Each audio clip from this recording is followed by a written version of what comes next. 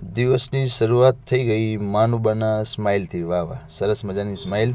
ને હું થઈ ગયો ખુશ. કર્યા ફોટાના દર્શન માતાજીના અને ચા પાણી કરી અને પછી પાછું માનુબાની રિક્વાયરમેન્ટ તો જુઓ, બર્થડેના દિવસે આ લાવવું. ચા પાણી કરીને હું નીકળી ગયો. મારો આજનો સવારનો કાર્યક્રમ હતો અમૂઢની અંદર માં ખોડિયાર માતાજીનો હવન કાર્યક્રમ.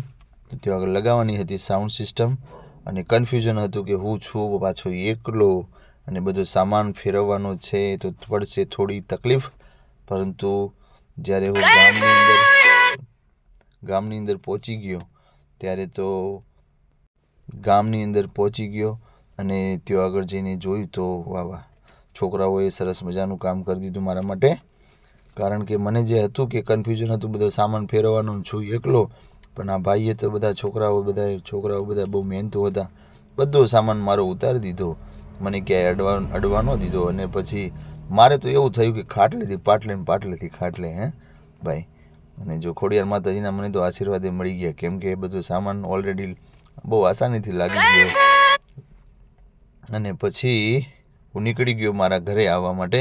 અને ઘરે આવવા માટે નીકળ્યો એટલે આજે હતી પૂનમ, એટલે અડધી વેળા ઘંટીનું કામકાજ હતું બંધ, તો હું બેસી ગયો હાર્મોનિયમ લઈને ભજન વાગોડવા માટે, એટલે કે રિયાઝ કરવા માટે બેસી ગયો.